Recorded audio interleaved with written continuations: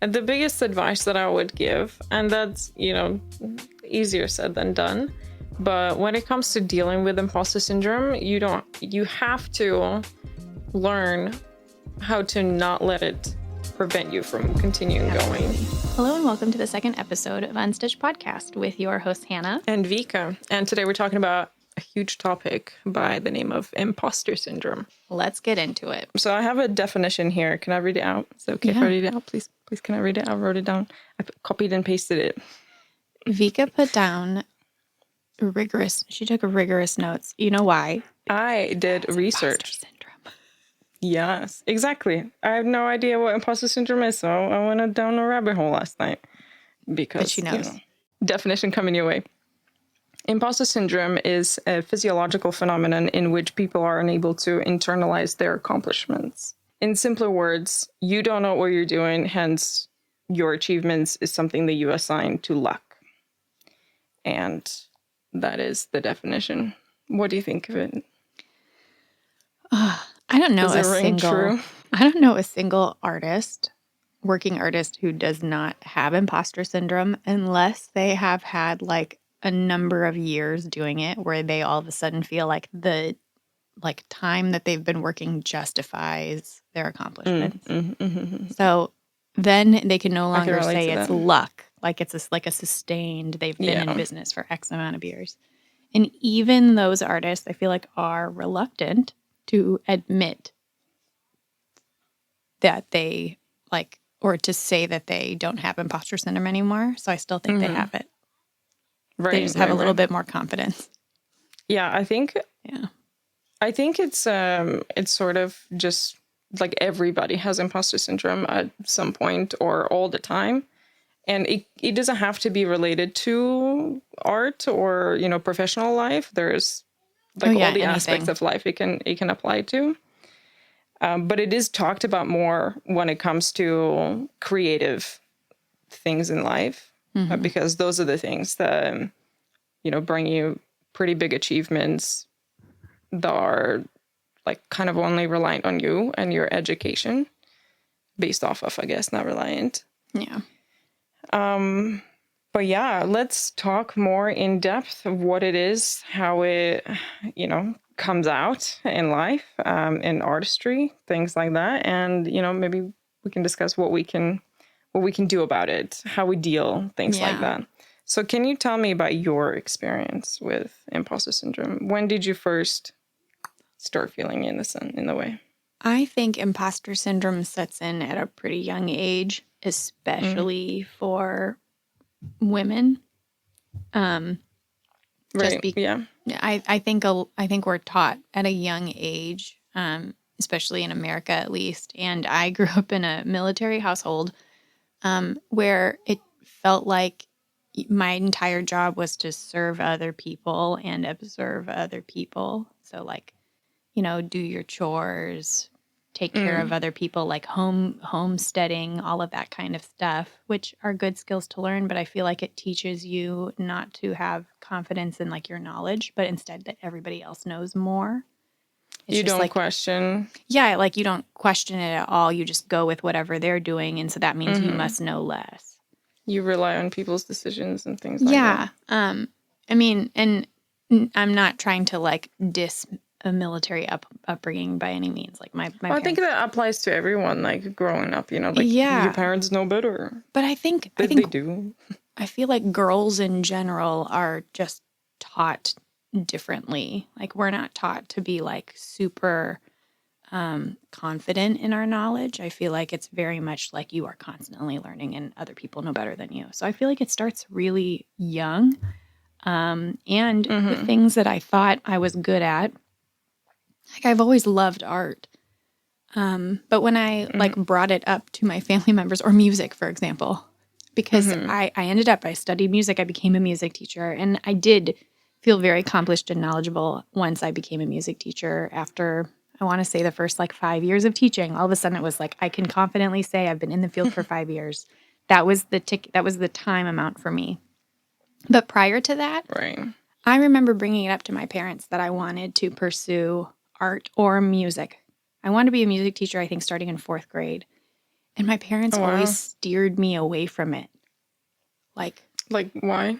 why would you, like, why don't you become a teacher was the first thing, but why don't you study writing or language arts? Why, like, they wanted me to pursue other, and I was like, why shouldn't I pursue music? Like, I'm good at it, but I didn't get the validation of being good at it.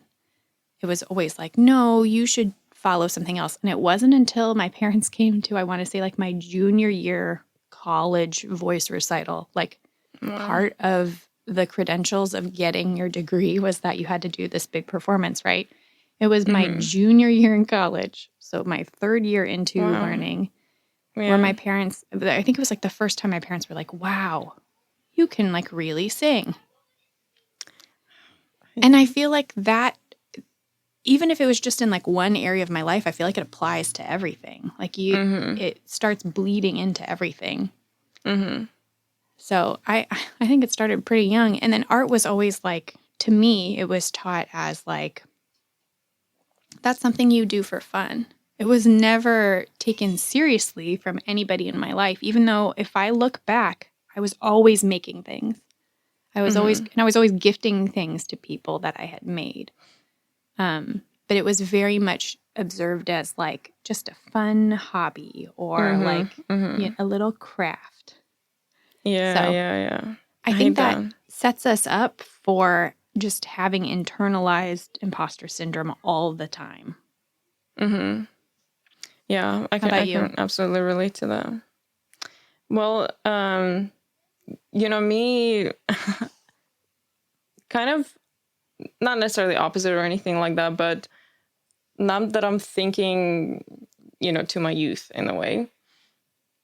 I was, for some reason, and I don't know how I got this, but I was convinced, like I convinced myself at some point in my youth that you can do anything if you put enough effort into it. So, I mean, That's like, awesome. yeah. I mean, like, I went overboard with that in my mind. I'll explain. Because I thought, like, you can lie to people and, be crazy successful about it. Like, if you force yourself to believe it and, like, you portray yourself. Like, I thought that, like, you can learn things like that if you put enough effort into it. So, like, you can get anywhere that you want to Okay. if you know how to do it, but you can, like, teach yourself how to do it. This is a really stupid example, but like, to a point, I thought, yeah, you can do anything. It's fine. Like, as long as you put the effort, as long as you learn and practice and things like that.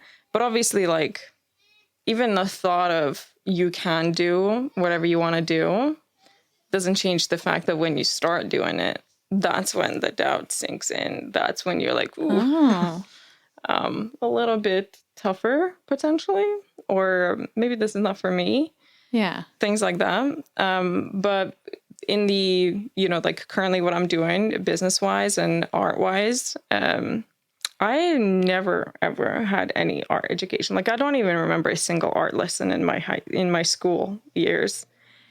I must have missed that class yet again.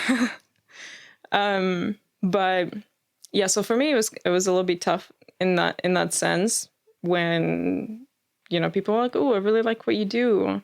And I'm like, I still to this day, like I say, like, it is incredibly simple what I do. Like, anybody Yes, can do this. you do that. Yes. And you have to agree, right? Like, No. For the record, I completely disagree with Vika. It is so hard. To Vika, it is easy, but it's not. I beg to differ. I believe satin stitch is so hard. Well, we don't have to talk about the No, but nitty gritty I of do what we do. it is being able to like, it's not dismissive necessarily, but being able to like kind of diminish what you do is like a part of what we do when we have imposter syndrome, to like, Yeah. oh, well, it's I want easy. to. That's why I'm good at it. Instead of I'm good at it. Yeah, I see what you mean. I want to clarify, because over the years, like, I'm not in the place where I'm doubting myself Right. constantly. Yeah. So, there's steps that I've taken, there's experiences that I've had Same. that taught me Yeah. better. Yeah. So I want to say, like, even though I do say, like, what I do is very simple and it is easy, it's, like, you just have to do it. But I understand that you can be successful mastering the simplest things. Okay. So you don't have to take on a crazy job. I You can can see what just you're do the saying. simple thing Yeah. and put your own spin on it. Like, big part of the reason why, like, I blew up a little bit on the internet was that I did, like, the biggest bloody hoop in the world. Yes. Like, stitching, probably not in the world, but we love a good big hoop. nobody's, like, not many people are doing that. Like, I don't think that I've seen anybody do that. And I was like, oh, they sell these 28-inch. I'll take it. Yes. So that's one of the things. Like, it's a simple thing, and maybe it'll be, like, mediocre on the small scale. But what if I do something crazy with it and make it huge?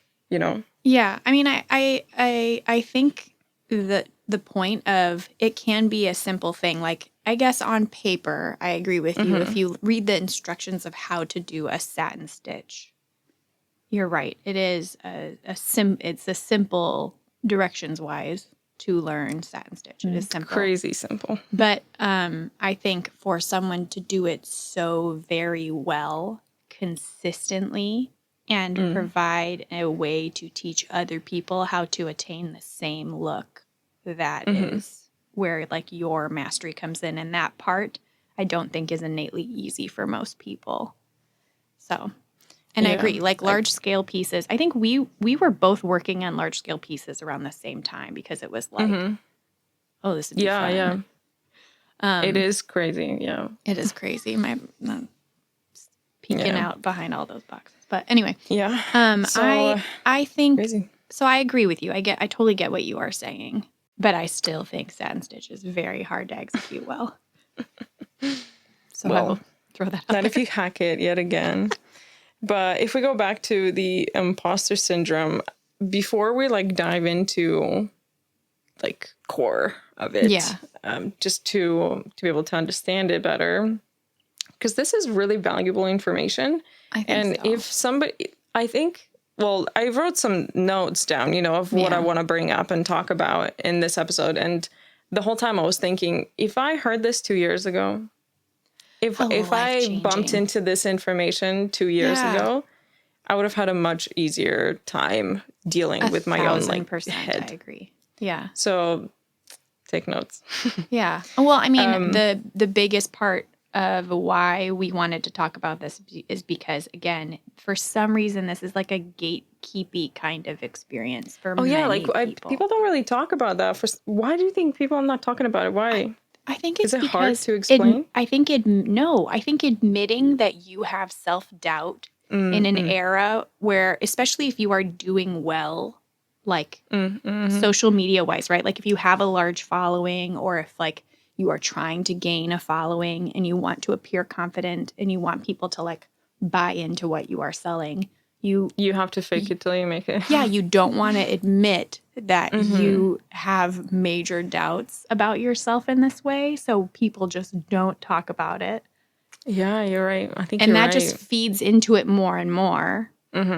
Because no one talks about it. Yeah, no one talks about it. So when new people, people who are just starting out, trying to enjoy the journey, and they're like, everybody's so awesome. Yeah. And they never talk about, like, feeling shit about their stuff or themselves. Yeah. Like, why am I like that? What is this? Well, and I think that's why, like, both of us, like, we would have benefited from talking about this early on, but if we don't see anybody else talking about it, then it just makes you feel like you're a little crazy. Like, and this clearly I just have a really bad anxiety, so I'm just not going to talk about it. That's a me problem. Yeah. That is true. And obviously this applies to, like, business aspect of things, art, and, like, literally everything. Yeah. But what I want to say, like, before we jump into this, like, full on, I want to say that the reality, and this is truth to me, and I think to everybody else, is nobody knows what the fuck they're doing. They are just taking one thing at a time. They're making baby steps. They're learning along the way, and they are prepared to deal with consequences of their actions. You know, they have to educate themselves as it happens. And, you know, people make mistakes. You make mistakes. You deal with those mistakes. And it's not having the fear or managing your fear when it comes to not knowing what's going to happen in the future, not knowing how to deal with things. You freaking learn, you take baby steps. But everybody's faking it. Ask around. This is my testimony. Ask around. Like, you go ask a lawyer, ask a doctor, doesn't matter. Like, you know, doctors are studying like half the day that they're doing their work. Yeah. Because there's so much to learn and they don't know everything. Lawyers don't know everything. They're studying again half the day. Everybody. They're just like, well, this is how it is. And so when people are, especially social media age, you're seeing all these perfect works, all these perfect people. They have their shit together. They don't. They just make it look like they do. And you're buying into this, and that's feeding into your imposter syndrome. So that's literally, take it to heart. Yeah. Nobody knows what the fuck they're doing. They're just figuring out, just like you are. So before we dive into this, there's psychology or physiology, whatever that word was, behind all of this. There is psychology behind it. Psychology, of course. Yeah. So let's unravel imposter syndrome. You mean unstitch it a little? Let's unstitch it. Not a little, a lot. Let's unstitch it a lot. We'll try to keep it short and to the point. We're getting the seam ripper out. We're just gonna right through. Do the thing. Yeah. Okay, so what I wrote down is 5 types of imposter syndrome, and you will relate to this. I think everybody will relate to one or more than one or all of them. And we'll just make it like super easy. Hannah, do you want to read them out or do you want me to do it? Sure. Yeah. Okay. So the 5 different types that we've kind of narrowed down are the perfectionist. So like, I'm just not good enough unless everything is perfect, which you will never attain. Number 2, which is the expert. Because I don't know enough, I clearly I haven't learned enough. I need to study more. I need to know more than them. Yeah. The natural genius, where we just think, oh, it's just because I'm just good at it. That's why. So you or you're not good at it. Yes. So you can't be like successful. True. It goes both ways. Yeah. So I can't sing. I'm not naturally a singer. You are. And so every time I sing, or because I love to sing in the car, you know, like stuff. You're a good singer. No, I'm not. I am. Yeah, really you not. are. We sang at the top of our lungs in my car. We did. I love singing with you. Yeah, I mean, I love singing. I'll never give it up, but I suck at it. I'm just not. I don't have a voice. Like, my whole family is shit singers. But yeah, so when you think, oh, I'm not naturally good at it. So like, if Hannah's telling me, you're okay, you're fine, I don't believe it, because my whole family is not. I never thought that I'm good. See, I don't think I had looked into that one enough. That makes more sense that way. Makes sense, right? Yeah. Then there's the soloist who, like, well, because I got help of any kind, like, that's why. Yeah. So if you're feeling like you have to do everything on your own, have to learn everything and do every part of the job yourself. And if you get help, you're like, well, that's because I got help. Like, if you achieve something. Right. I'm not going to say nothing. Yeah. And they're all really frustrating when you read them out. Like, super frustrating. So silly. But I can relate to every single one of them so far. Is it the last one? What's the last one? The last one's the worst one, I think, which is like the super person, which is like, if I don't get like the highest accolades for this thing, then like an overachiever type thing. Yeah. So, which I feel like artists for sure do this. Like, if I don't get into the art gallery I want to, if I don't win an award at that gallery, like, just because I made it into the gallery does not mean that I actually know what I'm doing, because I didn't get any special recognition. Or for so many of us, for social media, it's like, well, I don't have a big following, so clearly I don't know what This I'm post doing. didn't get enough likes. Yeah. Yeah. I think that's the one that These are painful. they These are are. so painful. Which, when you talk about, that's the other part that I find so fascinating about imposter syndrome is when we look at it in black and white terms like this, it is so easy to be like, that's ridiculous. Why would you believe that? Yet, I think I have done all of those before. I think I've experienced all of those types of It's imposter actually crazy syndrome. to put that on paper and look at the words. Like perfectionist. You can see that it doesn't ring true when we look at it like this, but when like you're silly. experiencing it, it feels so like overwhelmingly real that you just are not good enough. Yeah. Man, that's crazy. Yeah. So maybe everybody needs to sit down and like read through this out loud. Yeah, I have an article that I studied last night. I think I'll put a link in the show notes and YouTube video description so that people can go through. I think it's verywell.com or something like that. I think it's something to do with psychology and like mental health, things like that, as it's a physiological thing. Psychological, physiological. I'm struggling with English words. That's okay. Yeah, that's okay. Yeah, it's okay. It's okay. It's my second language. You know, it is your second language. Have to be perfect. Absolutely.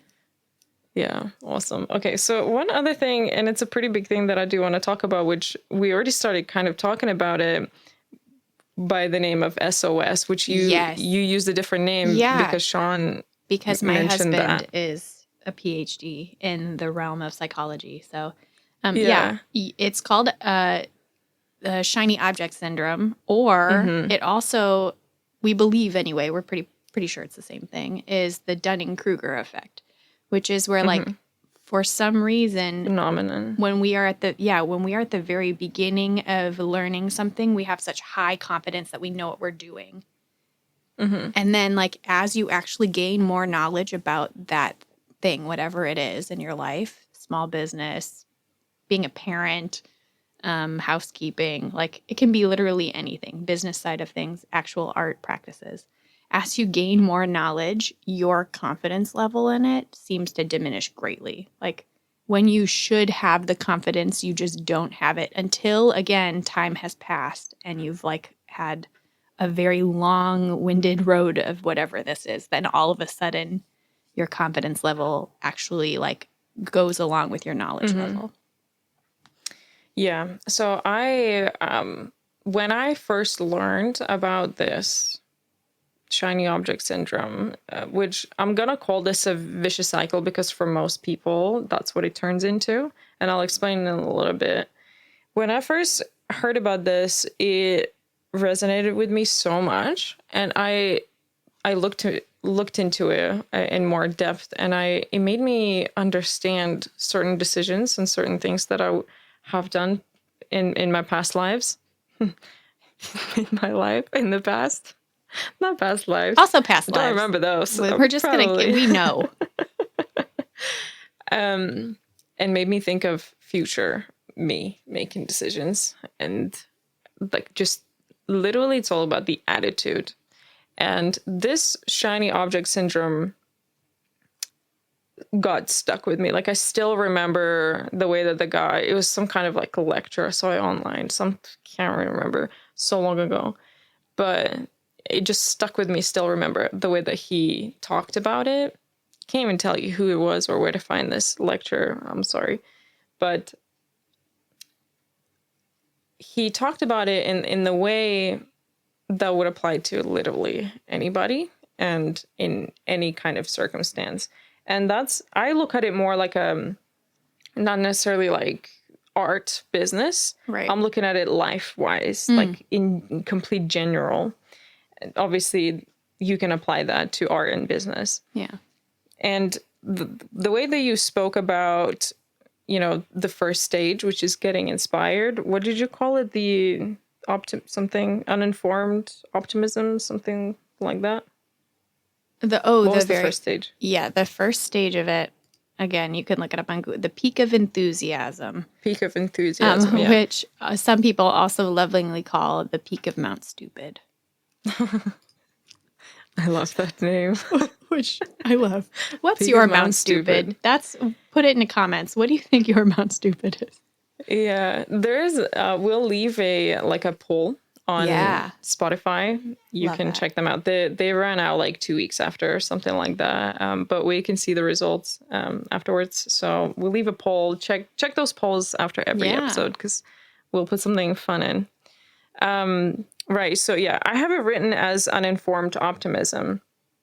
And even though I do like the Mount Stupid, I think to me, it's a little bit inaccurate because to me, the way that I see the stage is just excitement. You just get excited. You just found your new shiny thing that you're like, ooh, I'm gonna lean into that. I'm gonna try it out. I'm gonna see what it's all about. Like sparks your interest. So I don't think that it's anything bad at all. I don't think it's stupid. Totally.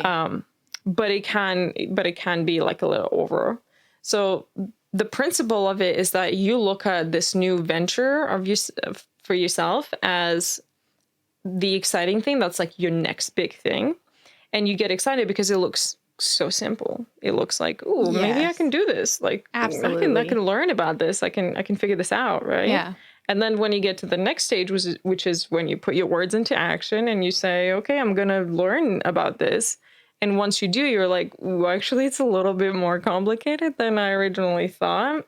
And so that's when your doubts start to come in and you're like, maybe it isn't for me in that sense. So once you start getting these doubts, they kind of take over and you understand it's very difficult to continue. And that's when you end up in the valley of despair, right? Yeah. And that's when your new venture becomes your past venture because your focus changes to the new shiny thing that you'll find because you get distracted at this point. Like you don't want to do all the work. You didn't think that there would be so much work. And that is the vicious cycle. Yeah. You get excited, you learn about it, you realize it's too hard or it's not as simple as you thought it would be. And then you just switch focus to something else and start over the whole circle. And I mean, I think everybody can relate to that in one way or another. Like, can you relate, Hannah, to this? Yeah, cycle? I was just thinking about how there's a little bit of intersectionality between ADHD and hyperfixation. I'm curious how that plays into imposter syndrome.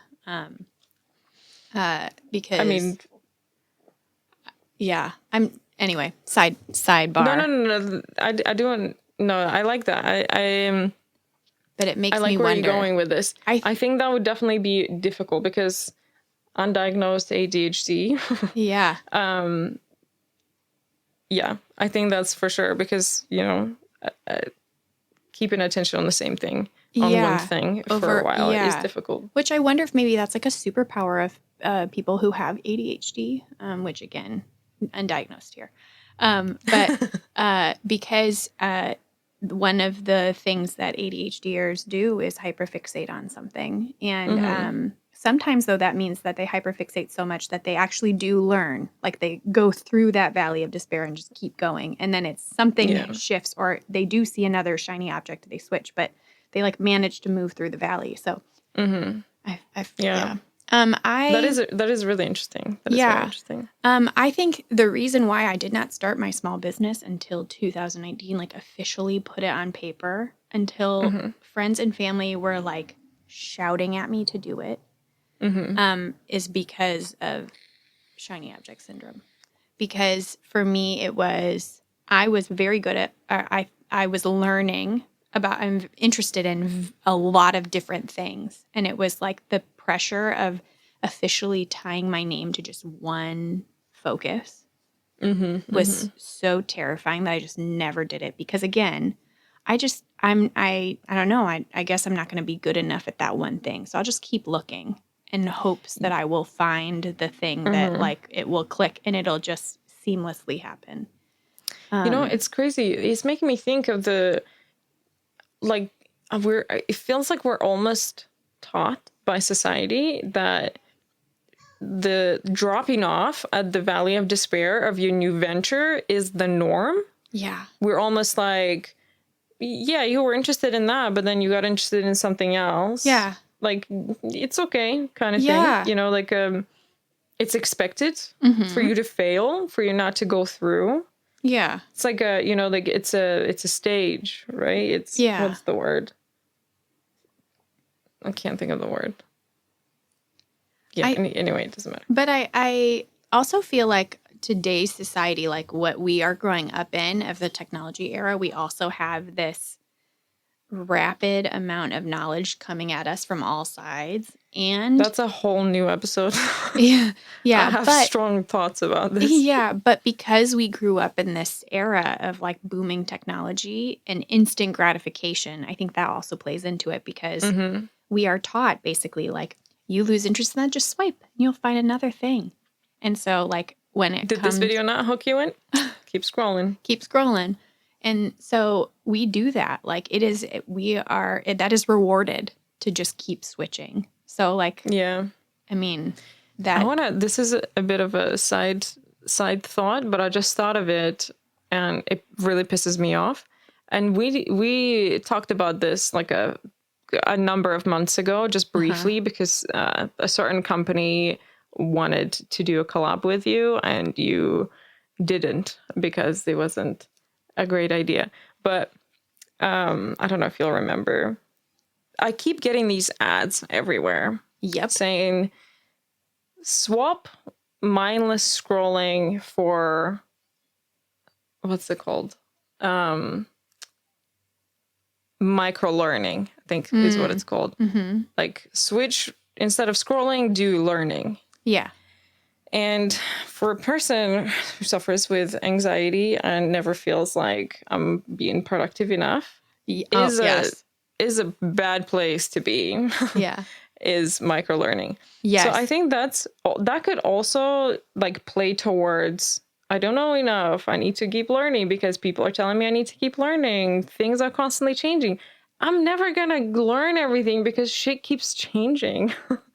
Like, I mean, that's reality. So like, how do you get yourself out of there and put yourself back up on your feet? Yeah. I mean, so tough. It's so tough. And I think the people who are truly successful in reaching contentment, right? Which like, maybe not everybody has the same like life goals, but for me, I strive to be content, not to be happy all the time because that's unrealistic, but like to find a balance in life. Yeah. The people who truly appear, because again, they could have imposter syndrome, but who truly appear to have reached that are the people who like have just decided to like discipline themselves to push through because whatever it is that they are focusing, whatever aspect of life it is worth it to go through that. Like they have the confidence and like reassuredness in themselves that like whatever it is, it's so worth it. So like they just stick to it. And that's hard. And yeah, because FOMO. Yes. You don't want to miss out, do you? No. And because, I mean, really, life is fleeting. We don't know how much time we have. And so, like, time feels, which again, this all also pushes into, like, just how, like, a patriarchal society and a capitalist society makes us feel like we are lazy if we don't use our time wisely. That all feeds into it, too. So then it's absolutely the other component of that is, I don't have enough time to get there. So I'm going to find the other thing that's like, that must be more worth my time. So I give up on this. Next thing. Next. Well, the reality is if you just stick with it and even if it's a slow learning thing that like, it's going to be okay. And also that we should be able to learn about many different things at whatever pace. You don't have to arrive by a certain time for you to be considered successful at whatever aspect of life it is. So, yeah, absolutely. So the trick, and I want to talk about my experience next and yours. Yeah. But the trick is to get out of this vicious cycle of shiny new thing, learning, realizing it's too hard, switching focus to something else, is to when you realize that this is really hard, you have to sit with it, and you have to give yourself time to acknowledge that, yes, it is not as easy as I thought originally. But do I still want to do this? And if you do, then there's no reason for you not to continue. Again, baby steps. That's how everybody does it.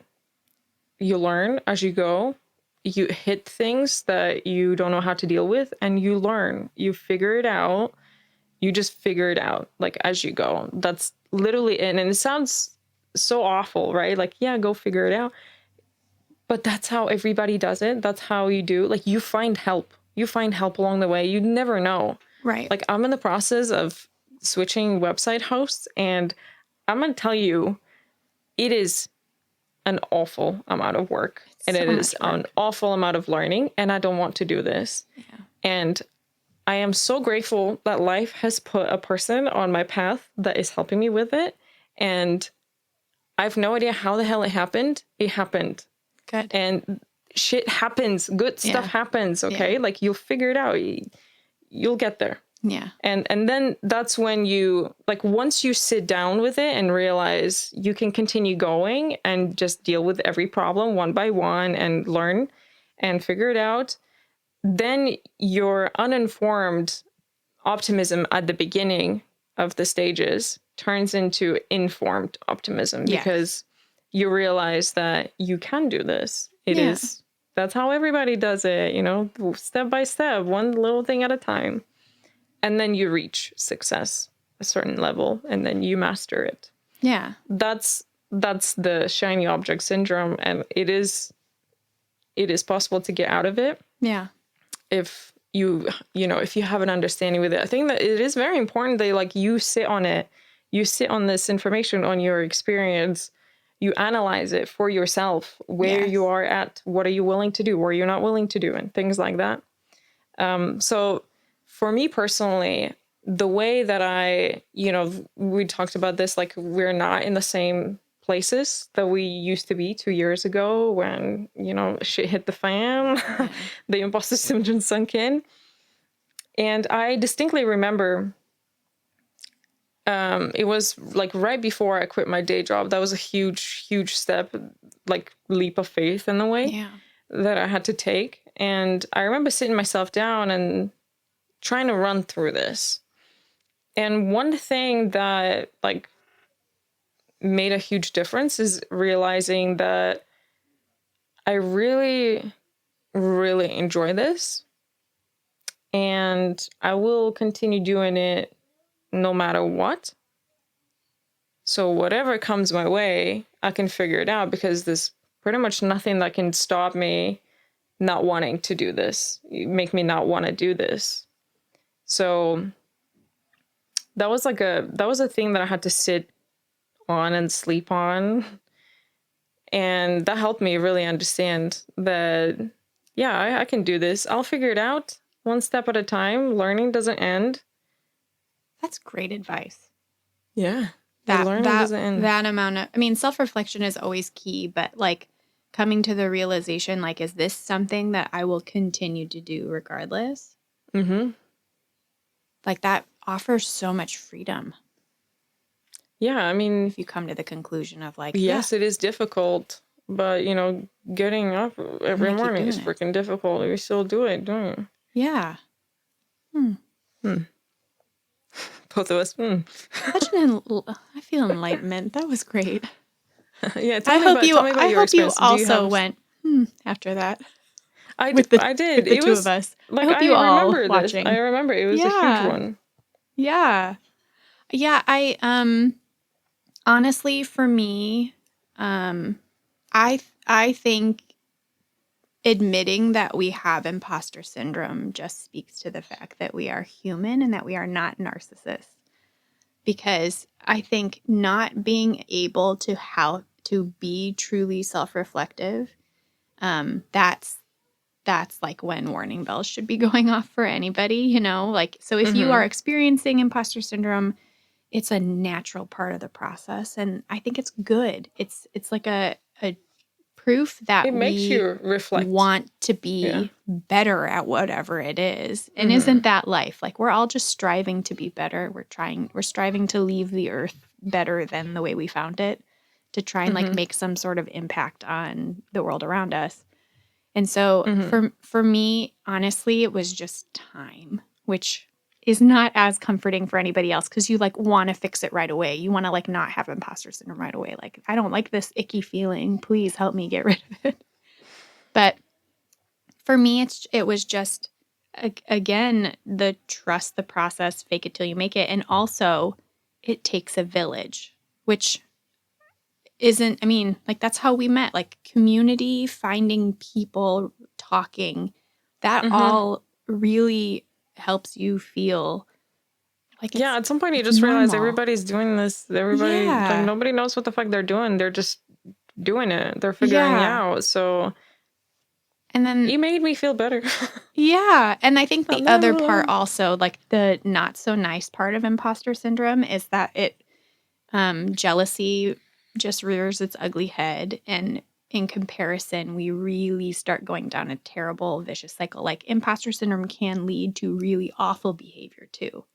And Mhm. so, like, being aware that if you start going down that rabbit hole of comparing yourself to other people, or like, really getting down about how you aren't accomplishing in the same way that it looks like other people are accomplishing, like that, if you give too much energy into that, it will absolutely destroy you, and then it will suck the joy out of everything, and then Do you you won't have any succeed. practical advice So on that? On that, because it is, you're preaching to the choir here, yeah, but what is something that, like, practical that people for can do me, instead of just like. honestly, I I think limiting the amount of time that I consume content helps immensely. Like, being rooted in the real things, the things that I actually can affect, like can actually make direct change to. So like, because I will find I mean, I think many of us, I will find myself like, if I really admire someone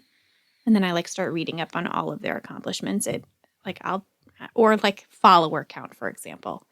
Like, oh, It's okay. Don't shy away I from this. really You're admire preaching this to the choir. artist. This artist has, I mean, when I first started, there was one artist, and I will absolutely shout her out from the rooftops. Her name is Helen. She goes by Ovo Bloom. She's a phenomenal human being, an amazing artist. But I remember looking at her profile, and it was, I mean, Instagram was very good at that, right? Like this, like Insta worthy feed, Feed. where like you look Perfect at it feed. and it is just impeccable. She has Mm-hmm. one.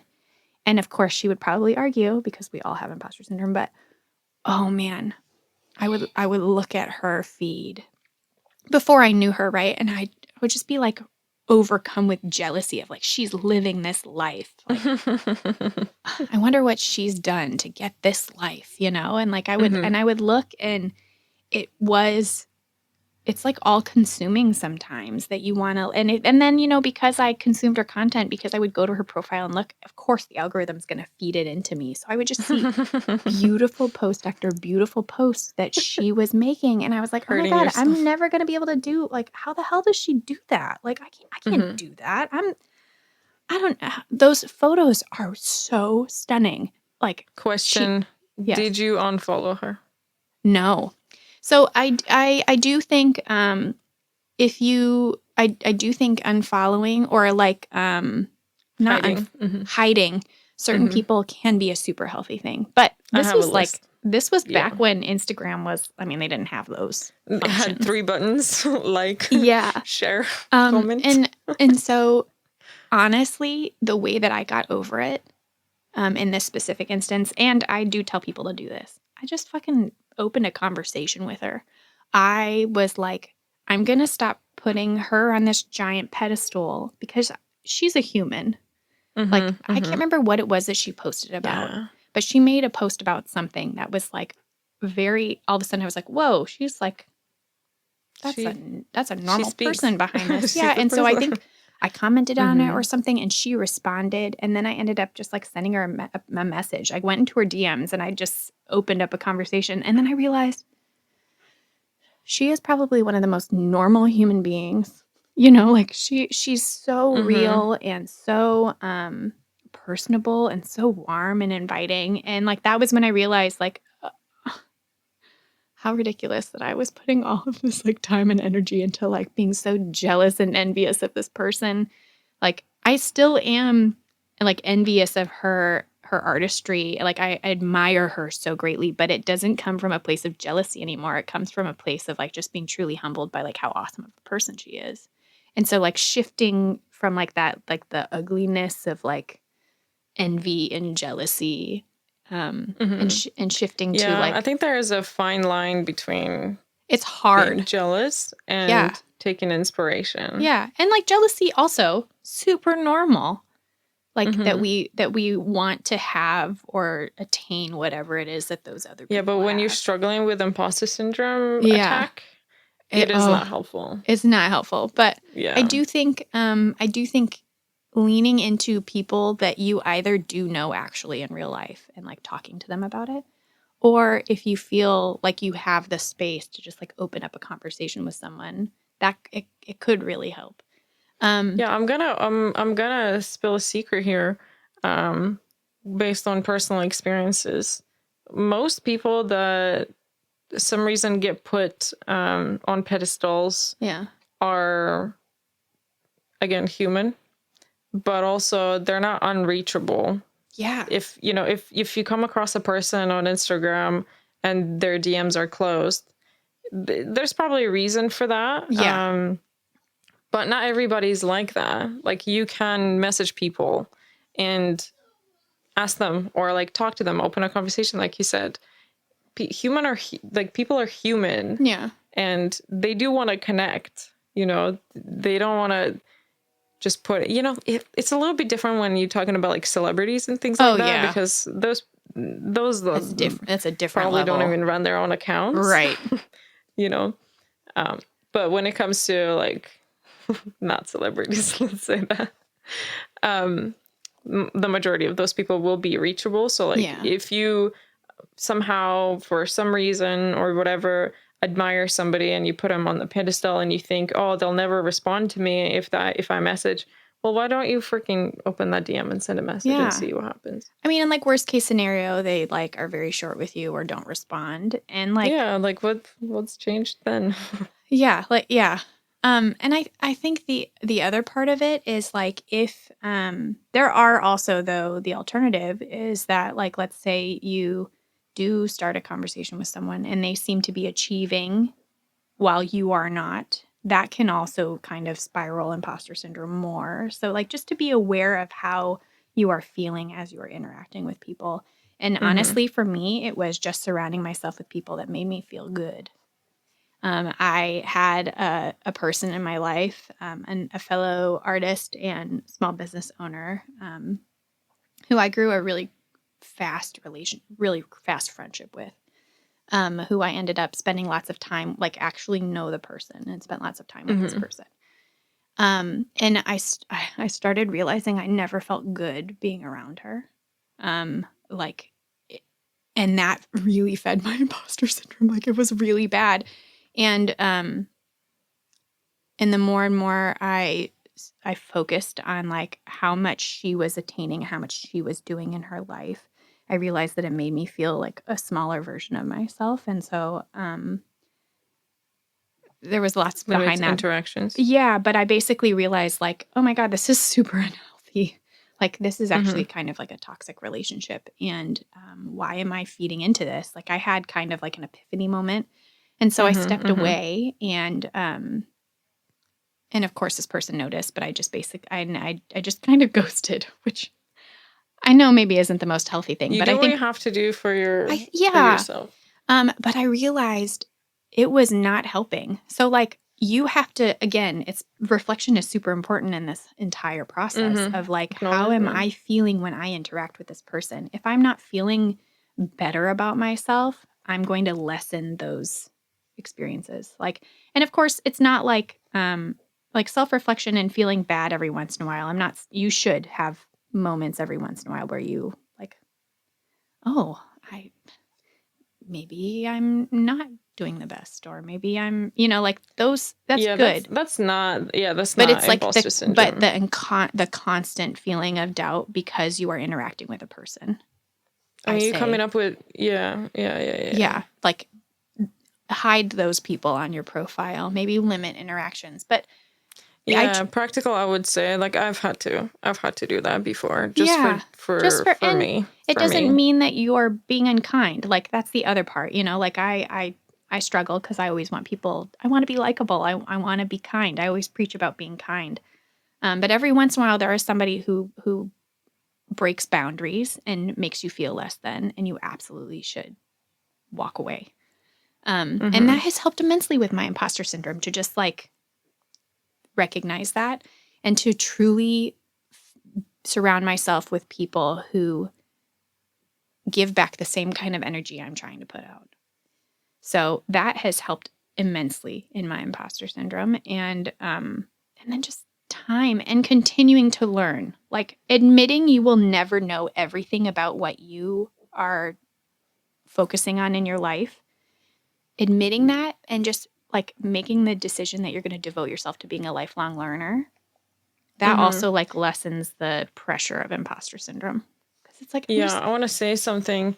Completely agree with you there. There was another thing that got stuck with me, came across on TikTok of all places. Of all places. I know, one of those like gurus or whatever. Yeah. They're good. stuck with me, so I'm going to share because I think it is true and it is helpful. When you think about what it is, like your new venture, what you want to do, and when you realize that maybe you're not knowledgeable enough to speak up, to teach, to offer your information, like offer yourself as a I don't want to call it like professional, but as an authority, like it is hard when you have to present yourself as an authority, Yes. but you don't think that you're worthy to have that authority based off of like a lot of factors. For example, you don't know enough, right? Yeah. Typical imposter syndrome thing. And that guy on TikTok said, well, who does know everything? Yeah. Nobody. But also, like, as a minimum, as the very littlest thing that you can offer is your unique perspective. Totally. You don't have to know everything. You just have to have your own perspective, your own experiences, and people will resonate with that. Yeah. And most people won't even care about the amount of knowledge that you have and experience that you have. It is that personal touch, that personal... Totally. Yeah. Yeah. I think that's super valid. Yeah. Like, you don't have to be the best. You just have to be you, because people will resonate with you and with your things. Again, like if we go back to like my super simple satin stitch, like it's the same thing. Like, you know, there's nothing special about what I do whatsoever, but people find it special for some reason. I find it special because of the way that you do it. So yeah, it is all about your perspective. I think the other part that you touched upon in there, which could be a whole nother episode, which we've actually talked about, is this patriarchal, like overwhelming, like structure that's set up to like feed into our imposter syndrome, which is basically like, I'm not professional enough. I don't have the accolades. I don't have the degree that says that I am a master in what it is. So clearly I'm not professional enough. Like and that all stems from... What is professional? Yeah, this is like, a whole new episode. That's a whole... I mean, we You are right. But it really does, like... and I think part of that, like, social media has helped a little bit with that for me personally, of, like, realizing, like, I can do whatever the heck I want on this app. I can post what I want. It can look like what it wants to.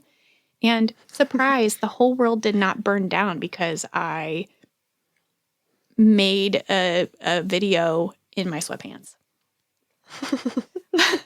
You know, but like this, like I have to have makeup. I have to have my hair done. I have to like look a certain way. I have to be professional. I can't speak frankly, you know, like I can't use filler words in my dialogue. it all feeds into like, I am clearly an imposter because I am not like curated enough for other people to consume. And that's so stupid. And Yeah, it's just so annoying. Like, why we waste so much time trying to be it so is. perfect I when know. people want to The meet you where you are. Yeah, for Yeah, sure.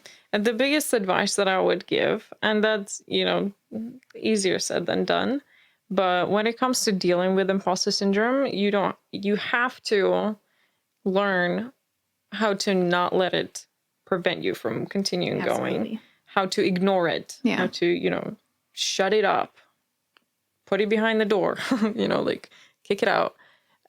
You just have to, I don't know, there's like so many different things practical. I don't want to like sound like I know what I'm talking about, like I know what I'm doing, but you heard this thing about like talk to yourself in the mirror, like don't talk to yourself in a bad way, like you wouldn't talk to other people in absolutely. that way, like you calling yourself you're not worthy, you're an idiot, Yeah. you're so lucky. And like other people might be calling you lucky too because they also have imposter syndrome and they can't believe this. Like, Ah, like your family, your friends, if you have something that you're achieving, um, they're not used to seeing you that way. Like, hopefully they'll be super happy and just, yeah. accept it and support you. But some people will be like, whoa, you're so lucky. They don't know you're spending 12 hours at night doing your thing, mastering your thing, and sleeping 3 hours a day. Like they don't know that. They think you're lucky. You're not bloody lucky. I hate that. Luck. I hate that because it is so dismissive to be able to just say, "Oh, I was lucky." Yes, you know what? Everyone has moments of luck. We will acknowledge that. However, your success is not one lucky moment after another lucky moment after another lucky moment. But also, if you think that it's just luck, then why Why? the hell will your luck run out? Like why would you think that it would run out? It's Yeah. been doing fucking great so far. Yes. Yeah. It's yeah, and I'll along the same lines for me, it's reflecting on what you have done and if it has gotten the outcome that you where it wasn't a complete and utter failure every single time, then you're doing fine. Like I I second that. and that progress in most things is very slow. Um, having viral things happen, like social media, makes you feel like unless you've had a viral moment, you haven't made it. But the truth is, it's those Mm, slow and steady moments of growth in your knowledge and your ability. Like yeah. that's actually where the magic is. And again, Mm-hmm. for me, it's just Agreed. showing up for yourself as authentically as you can and for other people because until I started talking about imposter syndrome with other people, it really did consume Were me. you putting on a show? Yeah, yeah, and it was, like cuz you want who doesn't want to look successful? Mm-hmm. Nobody wants to like put themselves out there as being like an utter failure all the time. That doesn't make you feel good about yourself, like if we want to be able to look in the mirror and give ourselves affirmations, you it's Live hard. through it. Yeah, it's hard to like do that and then like turn around and like admit that, oh, like I really blew that, or like I don't know this very well. So Mm-hmm. I think having a being connection having connections with other human beings and talking about it is like the best medicine you can have for imposter syndrome because most people will say, "Oh my gosh, I feel that too." Yeah, absolutely. Before we wrap it up, I want to say, I want to talk super quickly about this. You mentioned virality aspect, and I think that's where a lot of us, content creators, people starting out, artists, if you put your stuff on the internet, you will most likely in our day and age will experience a surge of Of some comments kind. Yeah. of some kind. And I am very sad, but I know some people that did not take it very well. Um, and the imposter syndrome literally made them like delete their accounts. Yeah. Just because they couldn't believe, they just couldn't fathom the fact that something of theirs gone viral, their shop got busy, they're doing all Oh this. yeah. I know And then people like they're too. realizing, what am I doing? Like 3 days ago I wasn't doing this. I was Yeah. getting 1 order a week. Yeah. And now like I'm getting 20 orders a day. That's not me. That's not, like the slow and steady that you were talking about doesn't apply here. What do you do? What happens? I mean, we have both experienced viral surges. And Don't do it. when you bring that up, I do know several people. I know, and most of them have had like, I know one who had like a It is complete sad. mental breakdown, like had to Yeah, completely yeah. go off of all social media, like kind of ghosted. I wonder if we're talking about the same person. Maybe. We'll discuss that one. Yeah. Obviously, we don't want to like put other people's Absolutely. circumstances Never. out there, but No. it is a super stressful experience of having so much positive reinforcement in like such a high volume to then Talk have about imposter syndrome.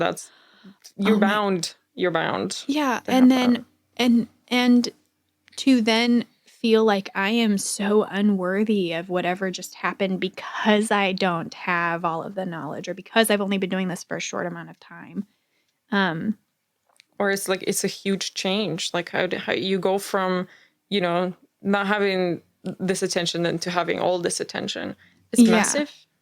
But then also the other side of that is after the viral moment, the imposter syndrome, not only is it peaked when you are going viral, but afterwards when the drop off happens because it is unsustainable.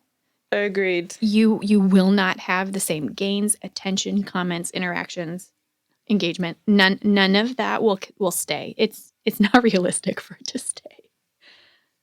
That's one thing you have to understand. The fallout from that is also so terrible because then every single piece of content, especially if you're not like going out to be a content creator, like if you're just trying to make art or just run your small business or just like exist, even if it has nothing to do with products, right, that you're selling. All of a sudden, nothing matches up to what that was. And so clearly, because nothing is doing as well as that previous video, I am clearly such a phony. I am such a fake because no one seems to care about this. So like it's proven. Everyone out there knows that I am an imposter.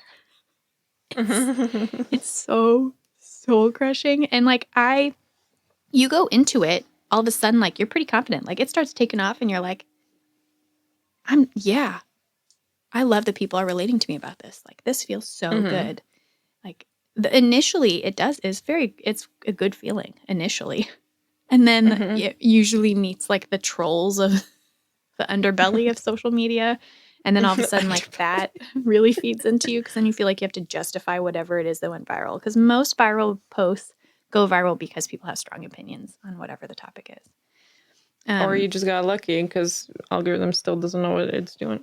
Yeah. And then, I mean, like for me, I had that viral video and then literally my follower count and my engagement tanked because all of a sudden thousands of people are following, but like only a couple of them consume your content actually. And so then because of that, like you go from having this huge number, but then it's like, oh, okay, Instagram is telling me 1% of my following saw that post. Yep. Normal. And then I had like almost no, I was stagnant for like a whole year. And so then, then you're just chasing that viral moment again, which is like, it sucks the joy out of everything too. So I know this is such a tangent, but. When is it not going to be? I think that's normal. Going viral is because it is not sustainable. It is a really dangerous thing for anybody because we give attention to it. I don't know a single person we can say I don't look at follower count. I don't look at likes. I don't look at comments. You do. You do. It's part of being human. Having the little shiny carrot in front of you being able to be. So. Yeah, for sure. Yeah, last thing I want to say is that imposter syndrome is not going anywhere, and it is really up to you to sit it down on the chair next to you, give it some tea, and send it off. Get comfortable with it. Yeah, get comfortable with it is exactly what I'm trying to say. It is not going anywhere. You have to learn to live with it and to ignore it. Oops, sorry. My box is breaking. Do you have your feet on a box? I have my feet on a plastic IKEA box. Yes, I do. Because I'm poor and I cannot afford space in my tiny office for a proper footstool or whatever that thing is my called. office is a warehouse, so. I know. Everybody, switch to YouTube, please, or Spotify, and turn on the videos to see Hannah's backdrop of how many, like... It's like 160 kits behind me. I'm waiting on one boxes. item that got delayed in shipping. And literally all of these are ready to go. I'm just missing one thing. Insane. It's a wall. Like, you're going to need a van to take them to the post office. Which thankfully I do, because I am a mom of 3 and I own a minivan and my seats fold down in the back. I don't know. Oh, okay. Bloody box. Yeah. Get comfortable with your imposter syndrome. Also, congratulations. It means you're human, and we all suffer from you got this. Being You're human. Not alone. You'll be okay. You're not alone. And we're 2 people. Again, talking about wanting to open up dialogue. We are 2 people here that will gladly remind you that you are not alone. DMs. Yeah. Unless you message me with a question without a hi, then I'll delete straight away. There are boundaries. My boundary. Yes, there are boundaries. Also, coming at me and just asking me a bazillion questions where clearly you are just wanting to live off of the stuff that I have worked really hard to learn for free. Not okay. Yeah, don't ask me where I buy my fabric because I sell it in my shop. That's where you buy it. It's very difficult to explain to people that you buy wholesale things in bulk. Yeah. You're not going to go and buy 25 meters of the same fabric, will you? Especially if you don't even know what this fabric is. Yeah. And then I can't send you to a place. I can send you to my shop. I'm happy to. Yeah. But anyway, so yes, you can slip into our DMs just to talk to us like human beings. But the minute you start treating it like a transaction, remember we are also humans. But if you want to have a human one-on-one conversation, to just remind yourself that we're all human. We're your people. Yes. Yeah. And at the end, we play, it's not a game really, it's a segment that we have introduced. Still don't know if we will stick to it, but it's called Relatable or Not. You tell me. Hannah, did you prepare a relatable or not? So, okay, go. Okay, so my relatable or not is very silly because we're doing the heavy topic today.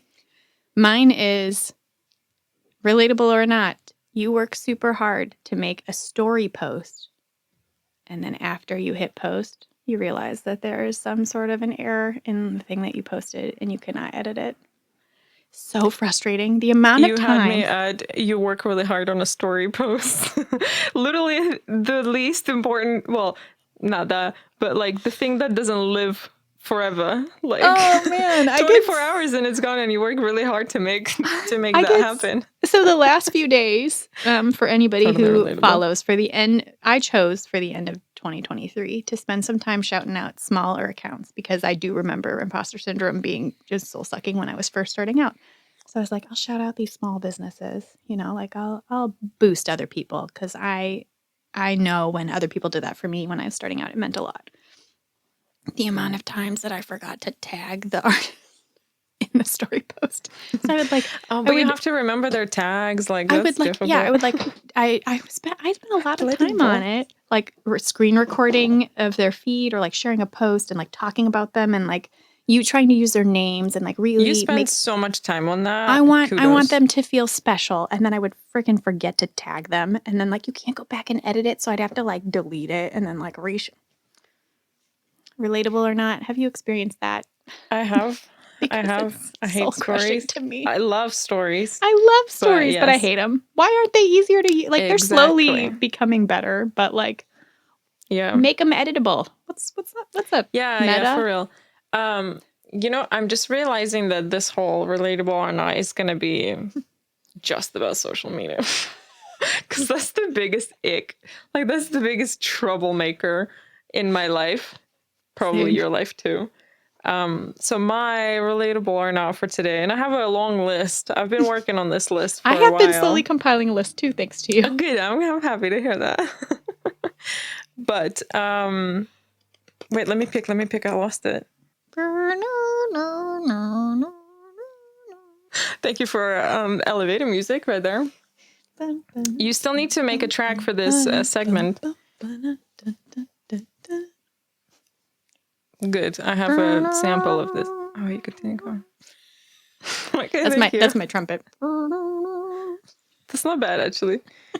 Okay, so my relatable or not is when you get a comment on Instagram and there is a question in the comment and you're, because you're cool, you want to reply to that question. And so you hit reply, you type it out. You type it out. You type out a very long answer because you want to be very helpful. You want to give them, information. Then you get the error message. But then you click post and it says, you can't tag this person. You can't. This person does not allow ads. What the fuck? People, you forget that you're putting limitation on your Instagram profiles. Please go into your settings and allow people to tag you. Like, don't ask questions. Like, I literally spend my freaking time typing out this poem to you to help you because you asked me. I'm being kind, and then I just can't tag you. Well, and there is a workaround, but it's annoying because then you have to. I literally hit delete edit the tag because it's like edit post, yeah, and then. But sometimes it still won't even let you. You have to go to the post that the comment is on and then hit reply. I am too frustrated to even look into that. But, oh my gosh, it is not my fault annoying that I cannot tag you in the question that you asked me with an answer. Yes. It is not my fault. And it pisses me off. so much. That's on my list. Relatable? Is this relatable, please? So relatable. It's on my list, actually. So now I'm going to cross it out because you covered it. Or maybe did you have it on your list? Yeah. But maybe it's so relatable in a couple episodes. I'll do it. We'll just keep what is happening to my book? Yeah. I mean, for sure. Alrighty, cool. Anything else you'd like to add about imposter syndrome? I think that's definitely a topic that we'll be bringing up multiple times. Yeah, is there anything that we missed? Did we forget something? Let us know, and we'll cover it in the next episode. Yeah, absolutely. Do that, please. And if there's any topics that you want us to talk about, bear in mind, at this point, we've not even released the first episode yet. It is there sneakily. If you go look for it, you'll find it. But you don't know that it's there because we haven't released it, actually. Anyway, so we don't have any feedback whatsoever, and we're already recording the second episode, which is fine. We're on top of stuff. This is good for us. We're not rushing. We're not running. We're not late. We're ahead a little bit. But yeah, please let us know, leave us reviews, comments, DM us, tag us everywhere. And let us know what are the topics you'd like us to talk about. Again, we are here for the community. We're here to help out, to inspire, to talk about things that nobody's talking about, things that people are talking about, but maybe not talking about truthfully or whatever. We're just bringing you our perspective. It's just two of us. We're not interviewing people. We're just chatting. My freaking box. I need a better box. I keep slipping off of it. I bought the viral crisscross chair. So my feet, I literally sit crisscross. That's cool. I need one. Would it work with a couch? With the armchair? No, it doesn't have arms. Oh, because it's a chair. It's like a... Please forgive my idiocy. Very fun. Alrighty. Let's wrap this up. Thank you so much for listening to this episode, number 2. We will be releasing episodes every 2 weeks, we've decided, because it is a lot of work. It's a lot of editing. Work for Vika. For me. A special shout out to our editor, Vika. Thank you. And Yes, producer, special or shout editor out. and producer. She wears And many hats. you know what? Now that I'm thinking about it, you're literally just like my guest. I am with special permanent guest, Hannah Austin. Yes. I love that. No, it's okay. You have a job. We said this was will not be an posting. interview podcast, but it is. It is. Did we lie? It is an interview with Hannah, just constantly, and Vika is your host. I promise I promise I will do. I promise I will work on my hosting skills and also planning skills. But you are just so excited. I just want to let you. I am excited. This is a passion project for me. This is my hobby now. And I'm just along for the ride. Believe you me, we're not making no money on this. Literally, like I think people have. Well, maybe someday, but we'll see. But people have like not expectations, but like false beliefs. This is just about podcasting. This is for fun. Yeah. It costs us a lot of money, like for this startup stuff. Oh my gosh! And there's a subscription to be able to film this and whatnot. Anyway, but this is very much just for fun for us. Like, if anything, it's a little live journal as we go through. Like, we'll be able to go back and watch this and reflect on our time. Imagine us in like 5 years going back to episode 2. I cannot wait. And being like, Imposter Syndrome. We were such babies. I know. You had no idea. You have no idea. Yeah, like, ooh, get ready, put on your socks. Get on the ride. Girl, you weren't even walking yet. You were still crawling. That's literally going to be true. Which is hilarious because I am heading into year 5. February will be year 5 for me, and I actually kind of feel like I know my shit now. So I feel like when we watch this in 5 years, I'm going to be like, you knew nothing, you baby. Yeah. I just hit like my first full-time year. Yeah. In November, 2 months ago. So all the feels. Thanks. It's amazing. I know. It's been crazy ride. Crazy ride already. Anyway. Thank you so much for getting unstitched with us. Hopefully we have brought you some insights. And again, please leave us a review if you can. Please. I know you can. Please. Our imposter syndrome is going to tell us that we know nothing about podcasting. So, again, it won't. I'm going to go find a podcaster and slip into their DMs. Cool. Give us a follow. We are on Instagram, TikTok, YouTube. YouTube is our primary thing. Spotify. And then Spotify. And you could find us on all podcasting places, except a couple. But let us know if there's one you prefer. I can push it through. But also Google Podcasts is being disabled if you haven't heard yet. So if you're listening to your podcast on there, we are on there. I did not know that. YouTube. They're moving to YouTube. That makes sense. Right. So you'll be fine. You'll find us. Yeah. And please check out the poll on Spotify. Absolutely. For each episode, we'll put something fun in there. And again, thank you for being here. We'll see you in 2 weeks. Bye. Bye. Hello and welcome to Unstitched Podcast with Pika and Hannah. Woo! Today on episode 2, we are covering Imposter Syndrome. This will be a continuation. So this is part 1. This is a warm-up.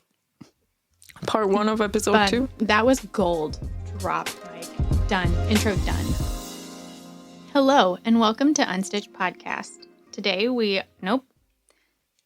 Hello. Hello. Hello. Hello and welcome. Hello and welcome. Hello and welcome. Have you seen the Book of Mormon musical? Yes. Hello. My name is Brother. Pastor? Elder. My name is Elder Blum. I don't remember their names. I like to Bryce. talk to you about this book of Jesus Christ. Okay, stop. Maggots in your scrotum.